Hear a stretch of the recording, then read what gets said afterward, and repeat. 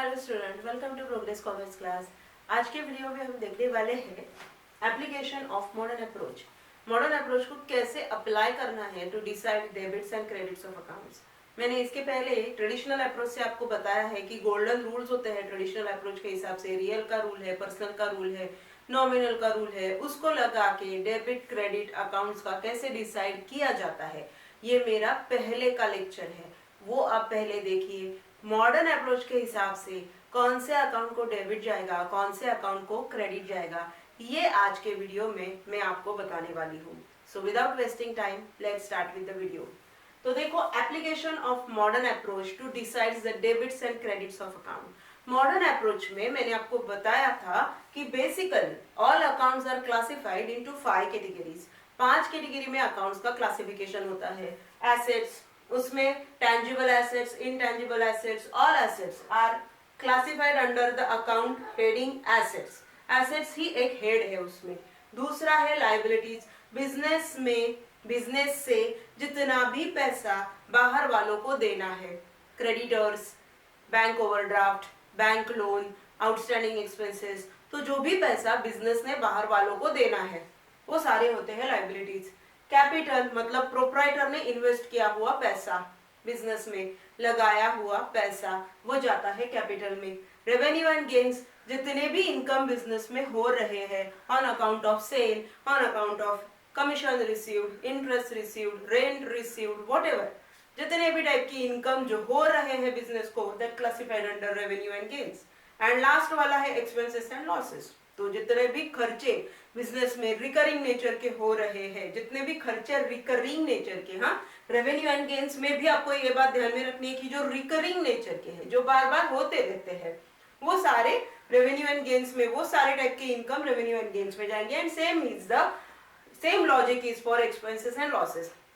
जो भी खर्चे बिजनेस से बार बार हो रहे हैं, जैसे कि सैलरी पे किया, वेजेस पे किया, स्टेशनरी परचेस की, तो ये सारे खर्चे बार बार होते हैं, है कि नहीं। तो ये जो खर्चे बार बार होते हैं, रिकरिंग नेचर के हैं, वो क्लासिफाइड होते हैं एक्सपेंसेस एंड लॉसेस में।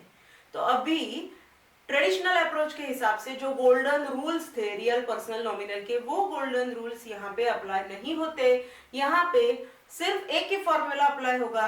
इंक्रीज हुआ है एसेट, डिक्रीज हुआ है जो भी अकाउंट से, whether there is increase in the account और there is a decrease in the account. Increase हो रहा है तो डेबिट जाएगा कुछ अकाउंट को, डिक्रीज हुआ है तो क्रेडिट जाएगा कुछ अकाउंट को।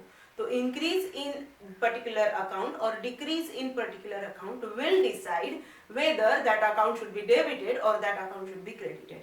सिर्फ दो ही चीजें देखनी है, इंक्रीज हुआ है या डिक्रीज हुआ है, ठीक है। तो अभी इंक्रीज डिक्रीज कैसे डिसाइड करेंगे कि इंक्रीज हुआ है, कैसे डिसाइड करेंगे कि डिक्रीज हुआ है।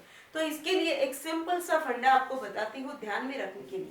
आप अगर अपने टेक्स्ट बुक में देखोगे तो ये चार्ट ये बिल्कुल इसी सीक्वेंस से दिया है, हर एक एलिमेंट इसी सीक्वेंस से लिखा है। ओके, तो ध्यान में रखने का एक सिंपल ट्रिक, ये पहला वाला एलिमेंट एसेट और ये लास्ट वाला element expenses and losses. Okay, तो ये जो पहला वाला एलिमेंट है और ये लास्ट वाला एलिमेंट है, इसके लिए एक कॉमन है, इसके लिए एक कॉमन फंडा है। और वो फंडा क्या है, ये दो चीजों के लिए क्या फंडा है वो आपको मैं ऐसे बताती हूँ। तो ये सीक्वेंस ध्यान में रखो, पहला वाला एसेट्स है और लास्ट वाला एक्सपेंसेस एंड लॉसेस है। So if there is increase if there is increase in assets, अब ये नहीं लिखती मैं, इंक्रीज इन एसेट्स और increase in expenses. if increase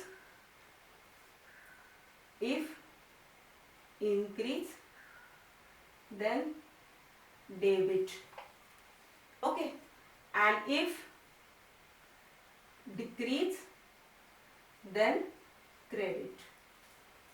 तो अगर एसेट बढ़ती है, अगर एक्सपेंसेस एंड लॉसेस बिजनेस के बढ़ते हैं तो उसको जाएगा डेबिट। अगर वो कम होते हैं, अगर एसेट कम होती है, एक्सपेंसेस एंड लॉसेस कम होते हैं, तो उसको जाएगा क्रेडिट। ये ध्यान में रखो, ये दो चीजें अगर बढ़ती है तो जाएगा डेबिट, बिजनेस की एसेट बढ़ गई जाएगा डेबिट, बिजनेस की एसेट कम हो गई जाएगा क्रेडिट। बिजनेस के एक्सपेंसेस बढ़ गए जाएगा डेबिट, एक्सपेंसेस कम हो गए जाएगा क्रेडिट। कैसे मैं एग्जाम्पल में बताऊंगी आपको, ठीक है। और पहले अभी बीच में रह गई ये तीन accounts, liabilities, capital and revenue and gains. तो ये तीनों के लिए क्या लॉजिक है ये भी समझ लो, ये तीनों का लॉजिक। इफ इंक्रीज, पहले डेबिट का बताती हूं। If all these things decrease, if decrease then debit, and if increase exactly उल्टा होता है इसमें, if increase then it should be credited. This is the logic for these three. Understood? इसमें अगर बढ़ता है, एसेट बढ़ गई, एक्सपेंसेस बढ़ गए तो डेबिट है, कम हो गए तो क्रेडिट है। वही इन तीनों के लिए अगर वो कम होते हैं तो डेबिट है, अगर बढ़ते हैं तो क्रेडिट है। एग्जाम्पल देखिए, समझते हैं इसको कैसे। फॉर एग्जाम्पल देखो, अभी एक ट्रांजैक्शन फर्नीचर जो मैंने पहले भी एग्जाम्पल में लिया था, furniture purchase for cash rupees 20,000।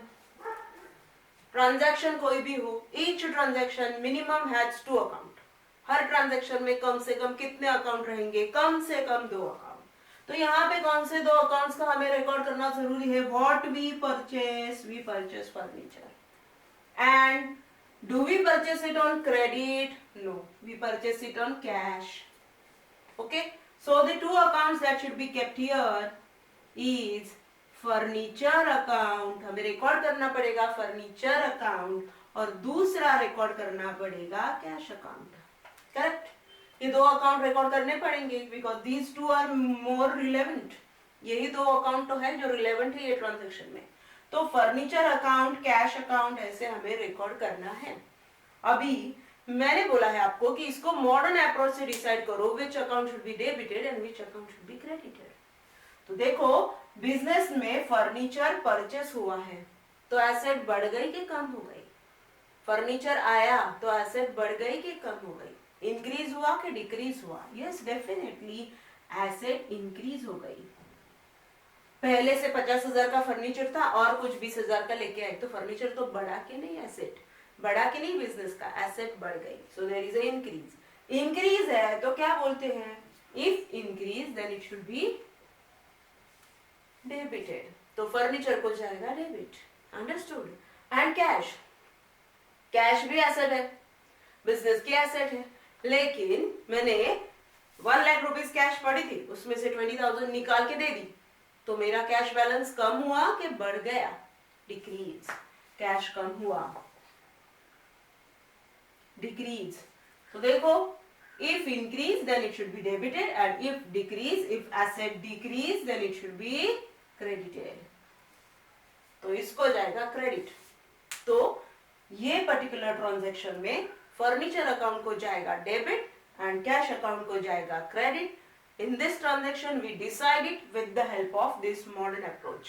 Modern approach से हमने डिसाइड किया है, हमने रूल्स अप्लाई नहीं किए। रियल एंड के जो रूल है, debit what comes in, credit what goes out, वो नहीं अप्लाई किए।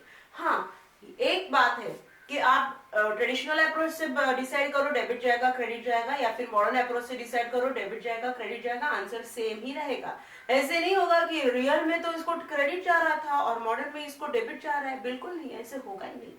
आप कोई भी अप्रोच अडॉप्ट करो, ट्रेडिशनल अडॉप्ट करो या मॉडर्न अडॉप्ट करो, ये डेबिट क्रेडिट गलत नहीं होने वाला। अगर आप गलत हो गए किधर एप्लीकेशन में तो ही वो गलत होगा, अदरवाइज ये दोनों तरीके से आंसर सेम ही आता है और आना चाहिए। अगर आपका गलत आता है तो आपने किधर तो भी मिस्टेक किया है।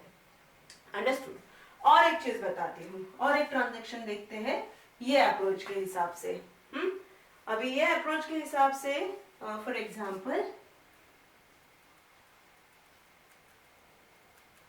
Commission received rupees 5,000। देखो, कमीशन मिला 5,000, तो कमीशन मिलता है बोले तो क्या मिलता है? कैश। नो, कमीशन मिलता है बोले तो पैसा मिलता है भाई। तो आपको एक अकाउंट ओपन करना है, आपको कमीशन मिला है of course in the form of cash. Commission ऐसी कुछ चीज नहीं होती है, ये मिला है कमीशन तो वो कैश में ही मिला है। सो कैश अकाउंट, और ये कैश आपको क्या करके मिली है, ये कैश आपको मिली है ऑन अकाउंट ऑफ कमीशन। तो दूसरा अकाउंट आएगा कमीशन अकाउंट। अभी क्लासिफाइड करो, कैश किस में जाता है, एसेट, कैश गया एसेट में, और कमीशन किस में गया, क्लासिफाई करो, commission you are receiving commission, so it classified under revenue and gains, it's your revenue, revenue का मतलब होता है income, okay, so it's classified under revenue and gain, तो ये रेवेन्यू एंड गेन में गया, understood. So cash account classified under asset, commission account classified under revenue and gain. अभी apply करो, कमीशन मिला है, कैश मिला है आपको in the form of commission, तो एसेट बढ़ गई, कैश बैलेंस बढ़ गया कि कम हुआ, इंक्रीज या decrease, comes in goes out नहीं लगाना है, ये रियल अप्रोच, ट्रेडिशनल अप्रोच नहीं है, ये मॉडर्न अप्रोच है। आपको देखना है इंक्रीज हुआ बैलेंस या डिक्रीज हुआ, कैश आई है बिजनेस में तो आपका एसेट का बैलेंस इंक्रीज हुआ है, देयर इज अ इंक्रीज है, तो if increase then it should be debited, yes. और commission account classified under revenue and gains, तो आपको जैसे कमीशन मिलेगा, रेंट मिलेगा, इंटरेस्ट मिलेगा, ओके, तो आपका बिजनेस का इनकम बढ़ेगा कि नहीं बढ़ेगा, बढ़ेगा। जैसे जैसे कमीशन आज 5,000 मिला है, 2 दिन बाद और 10,000 मिलेगा, आपका वही बिजनेस है, आप एजेंट का काम करते हो, तो कमीशन आपका मेन इनकम हो गया ना भाई। तो जैसे जैसे कमीशन आता रहेगा आपका रेवेन्यू एंड गेन बढ़ता रहेगा। सो यहाँ पे because you received commission your revenue and gain increases, आपका यहाँ पे रेवेन्यू क्या हुआ है, इंक्रीज हुआ है। इंक्रीज है तो क्या बोलते हैं, if decrease, all these 3 elements, if decrease then it should be debited and if increase then it should be credited, तो यहाँ पे इसको जाएगा क्रेडिट। सो ये मॉडर्न अप्रोच को लेके भी हम डिसाइड कर सकते हैं which account should be debited and which account should be credited, okay, one more example for you, और एक एग्जांपल देती हूँ आपके लिए, थर्ड वाला, goods sold to Naresh ₹5,000 on credit, goods बेचे हैं नरेश को 5,000 के ऑन क्रेडिट। सो गुड्स बेचे, किसको बेचे, नरेश को,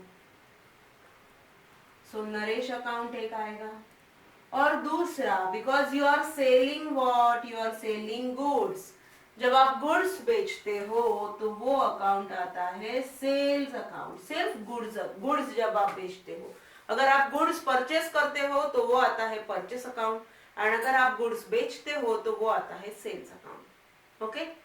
तो यहाँ पे Naresh account classified under what, Naresh को हमने गुड्स बेचे हैं तो नरेश से पैसा आना है, नरेश से पैसा आना है।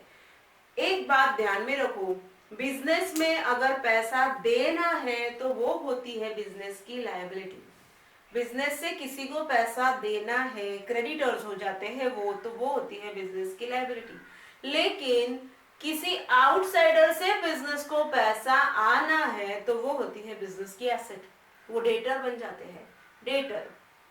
तो Naresh is your debtor and all debtors are classified under asset, ये बात ध्यान में रखो, पैसा आना है तो वो होती है एसेट, पैसा जाना है तो वो होती है लायबिलिटीज, बिजनेस से, हाँ, बिजनेस से पैसा जाना है तो वो लायबिलिटी है, बिजनेस में पैसा आना है तो वो एसेट है। तो नरेश से पैसा आना है तो नरेश आपकी क्या हो गया, एसेट, ओके, एसेट क्यों, क्योंकि ये डेटर है आपका, understood. All debtors are classified under assets and all creditors are classified under liabilities, ये ध्यान में रखो। So Naresh is your debtor, उससे पैसा आना है तो वो हो गई आपकी एसेट। तो जैसे जैसे हम ऐसे गुड्स बेचते जाएंगे, आज नरेश को बेचा, कल दीपक को बेचा, कल किसी और को बेचा, तो आपके डेटर्स बढ़ते जाएंगे ना, तो डेटर्स विल इंक्रीज, तो आपकी एसेट, जैसे जैसे आप गुड्स बेचोगे आपकी एसेट बढ़ेगी, इंक्रीज। और क्योंकि आपकी एसेट बढ़ रही है, एसेट बढ़ रही है, एसेट बढ़ रही है, इसको क्या जाएगा, debit. So that's why it should be debited. Okay, और दूसरा वाला अकाउंट है सेल्स अकाउंट। सेल क्या है? It's not asset, it's not liability, it's not capital. Is it your gain और revenue? Yes. It's not your expenditure, it is your revenue and gains. Okay, तो sale is your revenue, आपका income बढ़ेगा। So it's classified under revenue and gains. और जैसे जैसे आप cell करते जाओगे, आपका रेवेन्यू एंड गेन्स बढ़ता जाएगा या कम होगा, इंक्रीज होगा या डिक्रीज होगा? बट ऑब्वियस इंक्रीज होगा। जैसे जैसे बेचोगे इट विल इंक्रीजेस। ओके, तो देखो, if increase all these three elements, liability, capital, revenue and gains. If decrease then debit, if increase then credit. तो यहाँ पे इसको जाएगा क्रेडिट। देखो, तीनों भी ट्रांजैक्शन में अगर आप ऑब्जर्व करोगे तो एक डेबिट है, दूसरा क्रेडिट है, एक डेबिट है, दूसरा क्रेडिट है कि नहीं? ऐसे कभी नहीं होगा कि दोनों अकाउंट को क्रेडिट गया, दोनों अकाउंट को डेबिट गया, ऐसे नहीं होगा। अगर दो ही अकाउंट आते हैं तो एक को डेबिट जाएगा, दूसरे को क्रेडिट जाएगा। Here we solved it with the help of modern approach. पहले के लेक्चर में मैंने आपको रियल, पर्सनल और नॉमिनल के रूल के हिसाब से डिसाइड करने को सिखाया था कि किसको डेबिट जाएगा, किसको क्रेडिट जाएगा। आपको जो अप्रोच अच्छा लगे, जो अप्रोच आपको समझ में आए, आप कोई भी अप्रोच अडॉप्ट करके डिसाइड कर सकते हो whether the account should be debited or whether the account should be credited. Practice is more necessary for all these things. Okay? तो आज का वीडियो आपको कैसा लगा? अच्छा लगा तो please like, share and subscribe progress Commerce class. Thank you.